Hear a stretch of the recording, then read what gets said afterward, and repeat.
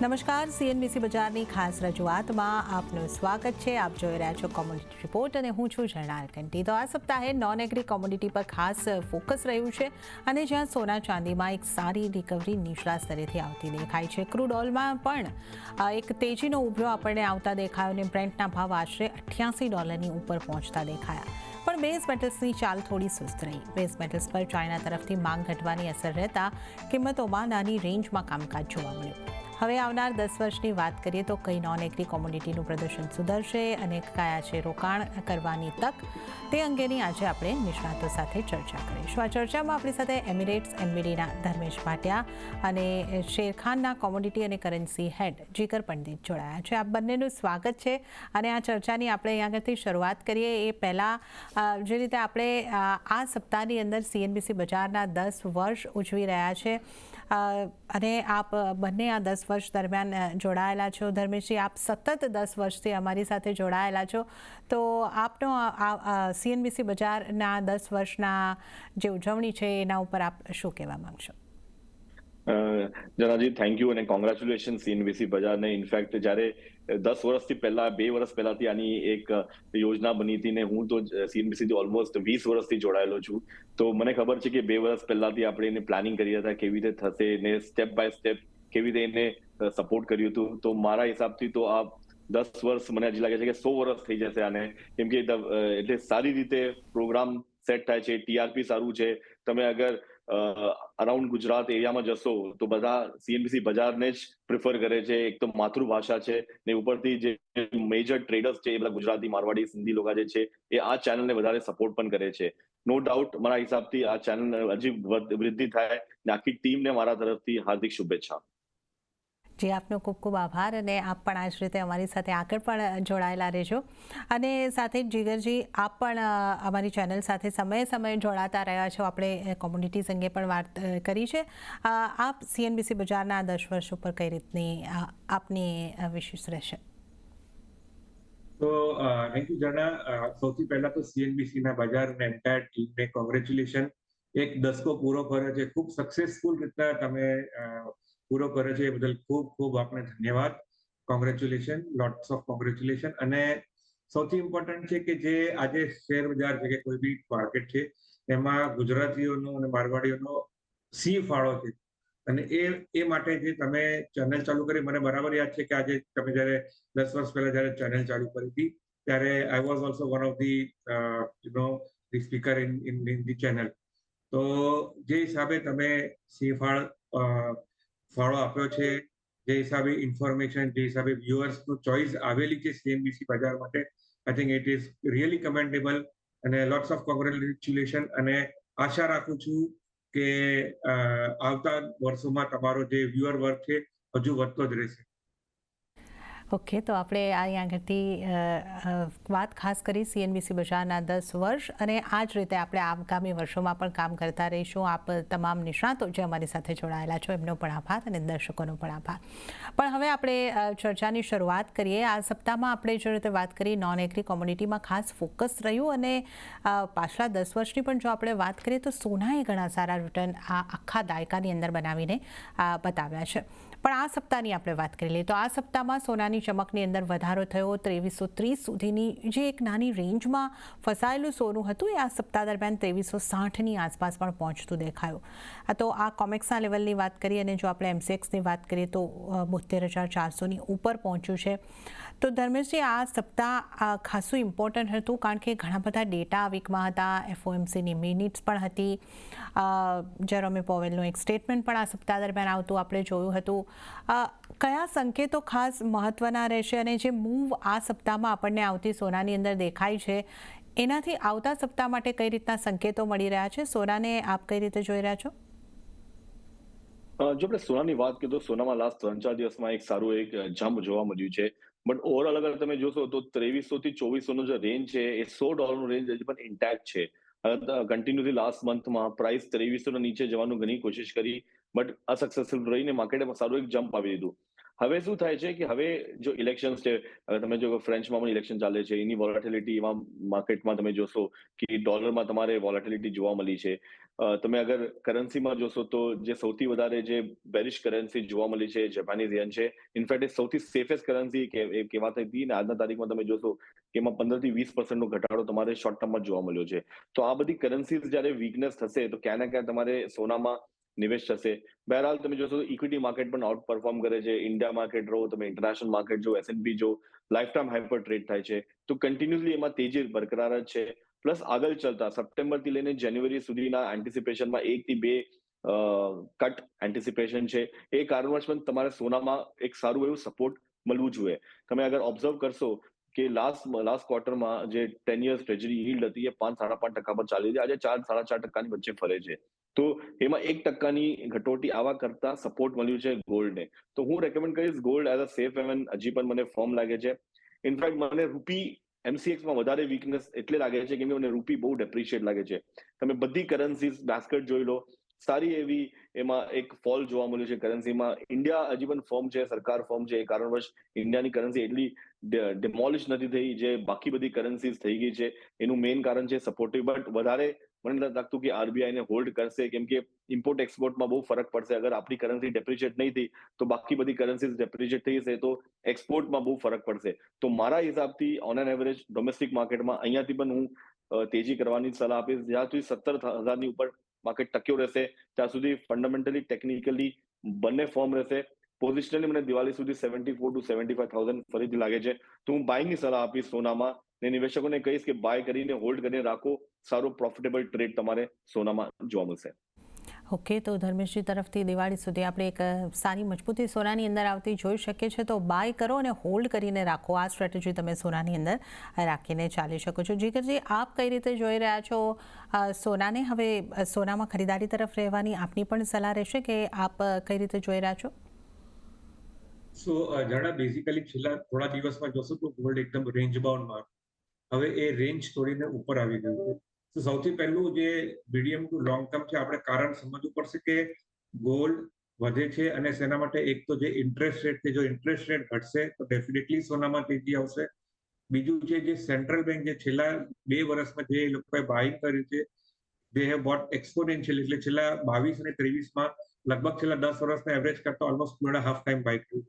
In fact last quarter બી જાન્યુઆરી, ફેબ્રુઆરી, માર્ચમાં બી લગભગ 290-300 ton જેવું બાય કર્યું છે. તો જે એક સેન્ટ્રલ બેંકનું બાય છે, એ લોકોને ડોલરનું એક્સપોઝર ઓછું કરીને ગોલ્ડમાં વધારો છે, તો એ એક બાઇંગ આવી રહ્યું છે. ત્રીજું છે જે હમણાં થોડું સ્લોડાઉન થયું છે, બટ અધરવાઇઝ બીકોઝ ચાઇનામાં સ્લોડાઉન છે, તો એ સ્લોડાઉનના લીધે જ્યાં રિટેલ ગોલ્ડનું બાઇંગ આવ્યું છે ઇઝ એક્સપોનેન્શિયલ, રાઈટ. અને ચોથું જે મેઇન ઇમ્પોર્ટન્ટ છે જીઓપોલિટિકલ. તો આ 4 કારણસર અમને લાગે છે કે ગોલ્ડમાં આવતા દિવસોમાં ખૂબ સારી તેજી રહેશે. Buy on every dips long term માટે ડેફિનેટલી કરવું જોઈએ. અને over a period of time અમને લાગે છે કે વર્ષ સવા વર્ષમાં કદાચ $3,000 બી પહોંચી શકે એવું અમારો ટાર્ગેટ છે. સો ઓવરઓલ બાય ઓન ડિપ્સ ગોલ્ડમાં તેજી છે. અને આ વીકમાં બી મેજર વધવાનું કારણ એ જ છે કે જે હમણાં જે ADP અનએમ્પ્લોયમેન્ટ ડેટા આવ્યા, આજે એક ખાસ important non farm payroll data છે. તો ADP ડેટા ઇન્ડિકેટ કરે છે કે થોડું ઇન્ફ્લેશન નીચે આવશે. જો ઇન્ફ્લેશન નીચે આવશે તો definitely there is a room કે કદાચ એ લોકો ઇન્ટરેસ્ટ રેટ કટ કરી શકે છે. જો ઇન્ટરેસ્ટ રેટ કરશે તો ડેફિનેટલી ગોલ્ડમાં તેજી આવી શકે. ઓકે, તો અહીંયા આગળથી ગોલ્ડની તેજીના તમામ કારણો અહીંયા આપણા નિષ્ણાતોએ આપણને જણાવ્યા છે. તો બંને નિષ્ણાતોની સલાહ ગોલ્ડમાં લાંબા ગાળા માટે પણ તમે બાય કરીને ચાલી શકો છો. તો બાય ઓન ડિપ્સ સ્ટ્રેટેજી ચોક્કસપણે ગોલ્ડમાં અપનાવી શકો. ચાંદીની વાત કરીએ તો ચાંદીમાં પણ સારા મૂવ્સ આ સપ્તાહ દરમિયાન જોવા મળ્યા. અને આ સપ્તાહમાં ચાંદી આપણે જોઈ કે $30 ઉપર કોમેક્સ ઉપર, અને સ્થાનિક બજારની વાત કરીએ તો જુલાઈ કોન્ટ્રાક્ટ 92,000ની ઉપર પહોંચતો દેખાયો છે. ધર્મેશજી, ચાંદીમાં પણ એક આપણે જે રીતે જોયું કે વોલેટિલિટી રહેતી હોય છે, પણ એક મજબૂતી તો બની છે. તો કઈ રીતે આપ ચાંદીને જોઈ રહ્યા છો અને આગળ ચાંદી ઉપર આપની કઈ રીતની સલાહ રહેશે? જો ચાંદીની વાત કરીએ તો ચાંદી 50% બુલિયન ને 50% બેઝ મેટલ કેટેગરીમાં આવે છે. તો એ સોનાને હમણાં કન્ટિન્યુઅસલી ફોલો કરે છે. ચાંદીએ એક મેજર રેઝિસ્ટન્સ $30 લેવલ બ્રેક કર્યું છે. બટ બહેરહાલ હું હજી પણ મને લાગે છે કે ચાંદીમાં બહુ સારી ક્ષમતા છે. લાઈક અગર તમે ગોલ્ડને જોશો તો લાઈફ ટાઈમ હાઈની આજુબાજુમાં ટ્રેડ થશે, બટ ચાંદી હજી પણ બહુ ડિસ્કાઉન્ટેડ છે. તો આમાં એક સ્ટીપ મુવમેન્ટ, યાની શાર્પ રેલી આવવાની ક્યારે પણ તમે એન્ટિસિપેટ કરી શકો છો આવી શકે છે. તો હું આમાં મંદી કરવાની સલાહ નહીં આપીશ. હું રેકમેન્ડ કરીશ કે તમે બાય કરો. એનું ઇમિડિયેટ ટાર્ગેટ 95,000 નું રહેશે અને પોઝિશનલી મને લાગે છે કે દિવાળી પહેલા યા દિવાળીની આજુબાજુમાં તમારે લાખ, સવા લાખ, 1,10,000 લેવલ્સ તમારે જોવા મળશે. બટ હું રેકમેન્ડ કરીશ બાય ઓન ડિપ્સની સ્ટ્રેટેજી આમાં કન્ટિન્યુઅસ રાખજો, કેમ કે હજી પણ જે પ્રાઇસ છે ઇન્ડિયામાં એટલી તેજી નથી ભરી. એનું મેઇન કારણ છે જે યુએઈ ને સેપાની જે એગ્રીમેન્ટ છે ચાંદી ઉપર, કેમ કે આજના તારીખમાં જે સ્પોટ ચાંદી છે એ 8% ફેરબદલથી ચાલે છે અને જ્યારે ઇન્ટરનેશનલ માર્કેટ ટિકટ તમે બાય કરો છો તો 15% નું એમાં ઇમ્પોર્ટ ડ્યુટી છે. તો 8% ને 15% કારણે ઓલમોસ્ટ 7% નું જે ડેપ્રિસિએશન ઇન્ડિયન ચાંદીમાં દેખાય છે. અગર સેપાએ 15% કરી નાખ્યું ઇન્ડિયન ચાંદીને તો ડેફિનેટલી તમે જોશો કે અહીંયાથી 5 થી 7% ની રેલી, એટલે ઓલમોસ્ટ લાખ રૂપિયાના લેવલ્સ તમારે શોર્ટ ટર્મમાં જોવા મળશે. તો હું બાયની સ્ટ્રેટેજી આપીશ, વેટ એન્ડ વોચ કરવાની રેકમેન્ડેશન રહેશે મારી આમાં. ઓકે, તો અહીંયા આગળથી એક ખરીદારી કરવાની સલાહ અહીંયા આગળથી બનતી દેખાઈ રહી છે ચાંદી પર. જીગરજી, આપનો ચાંદી પર કઈ રીતનો વ્યૂ? જે મેં કીધું કે બુલિયન્સ એઝ અ બાસ્કેટ અમને ઓવરઓલ ડેફિનેટલી બુલિશ જ લાગે છે. ગોલ્ડમાં તેજી છે એ જ તમને ચાંદીમાં બી લાગે છે. ઓફકોર્સ ચાંદીનું બેઝ મેટલનું બી ઇમ્પેક્ટ આવ્યો છે, બટ ઓવરઓલ અમને લાગે છે ચાંદી બી $30 ક્રોસ કર્યું છે. એક વખત 32 નું સ્ટ્રોંગ રેઝિસ્ટન્સ છે. જો ત્યાંથી એક વખત કમ્ફર્ટેબલી સ્ટ્રોંગ પાસ કરશે તો I think the next target we are assuming કે $35 આવી શકે. સો ઓવરઓલ તમે ઇનફેક્ટ જોશો બી તો હમણાં એક 87-88 આવીને એકદમ શોર્ટ લિવ્ડ રહીને પાછું ફરી ગયું. તો આજે એક શાર્પ ડ્રોપ આવે છે એ શોર્ટ લિવ્ડ રહે છે સોના ચાંદીમાં. તો ચાંદીમાં બી buy on dips strategy definitely કરવી જોઈએ. અને ઇનફેક્ટ તમે MCX ની પર બી જોશો તો જનરલી મંથ ઓન મંથ જે જનરલી બદલો છે એ લગભગ 2,500 થી 2,200 થી 2,400 રૂપિયા છે. તો ઓવરઓલ એમ કહેવાય છે કે જેટલો વધારે બદલો એટલી વધારે તેજી. So that's generally it's not a thumb rule, but એવું કહેવાય છે કે જેટલો વધારે બદલો એટલી તેજી. તો એવું અમને લાગે છે કે તેજી હજુ બરકરાર છે.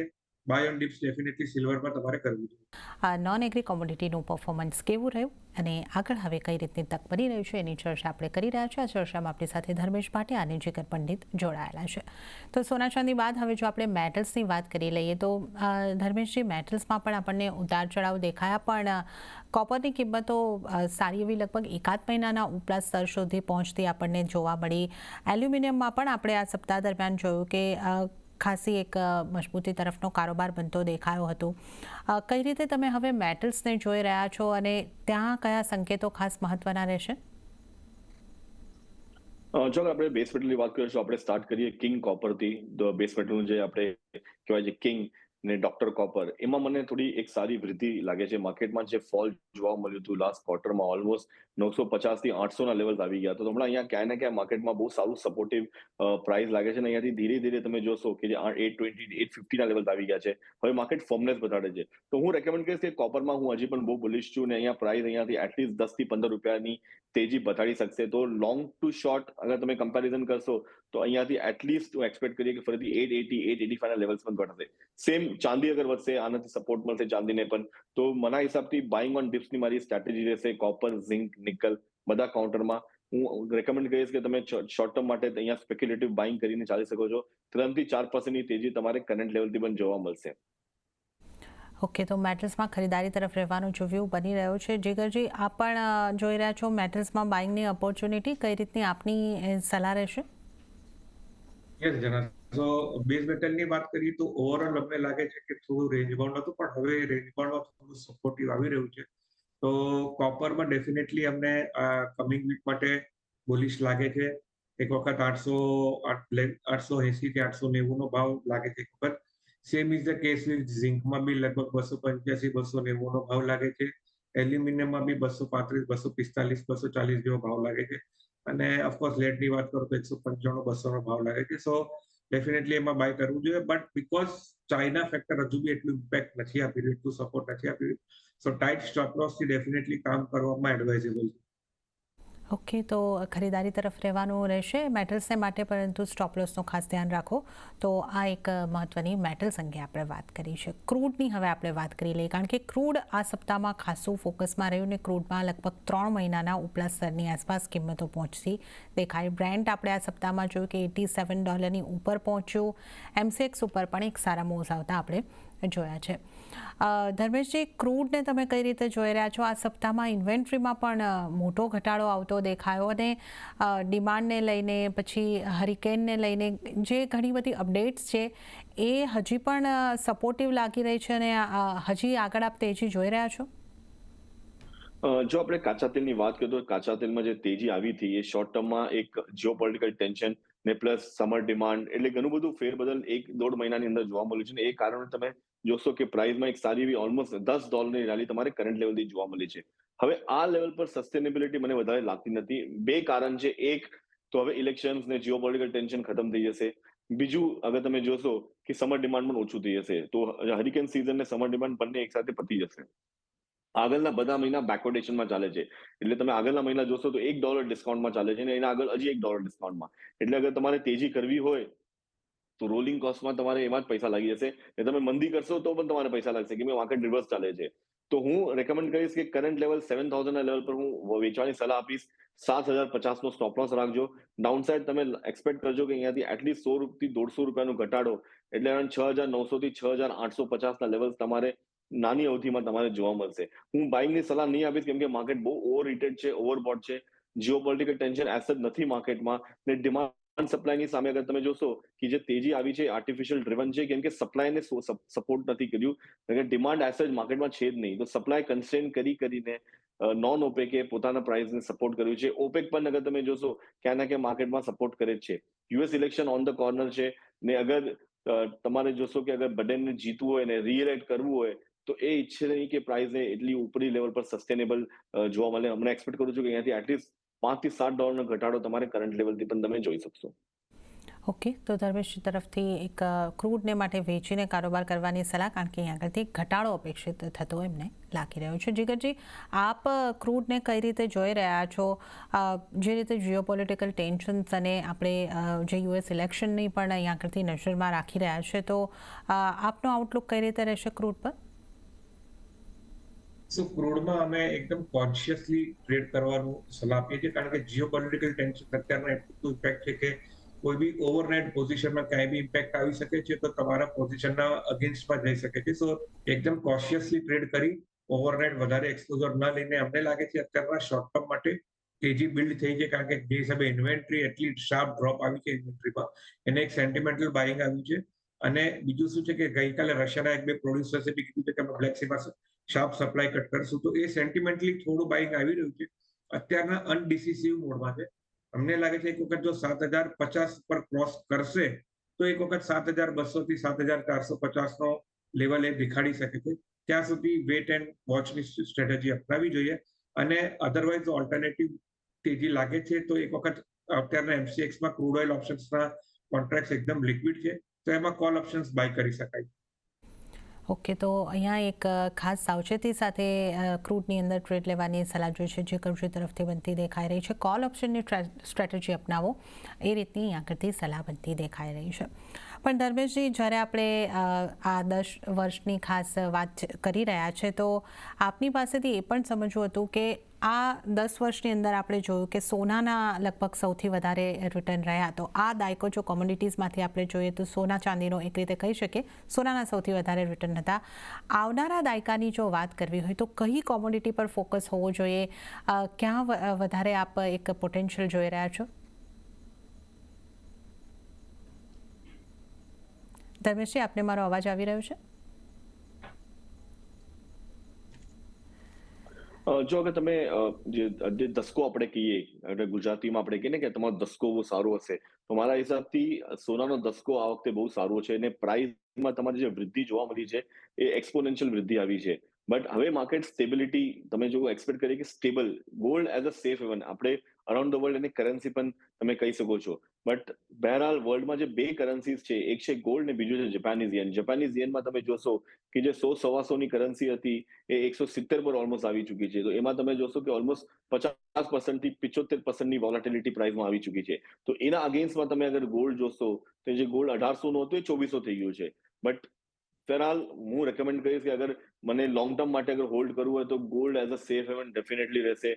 હું તો રેકમેન્ડ કરીશ કે તમે physical futures ETF mutual funds gold bond જેમાં તમારે અગર નિવેશ કરવાની અગર તમારે સલાહ રહેશે તો હું બધામાં ઓપ્શનમાં સલાહ આપીશ કે તમે તમારે પોર્ટફોલિયોનો 5 થી 10% તમે આમાં નિવેશ કરીને ચાલી શકો છો. અગર તમારે સ્પેક્યુલેટિવ ટ્રેડ કરવું હોય અને તમારે ફાસ્ટ વોલેટિલિટી જોઈએ તો ચાંદી એક વિકલ્પ છે જ્યાં તમે નિવેશ કરીને ચાલી શકો છો. કે ચાંદી હજી પણ એક અંડરડોગ કમોડિટી છે, એની હજી પણ તમારે જોઈ નથી કે હજી એની રેલી કરી છે જે કમ્પેરેટિવલી જે સોનામાં રેલી જોવા મળી છે.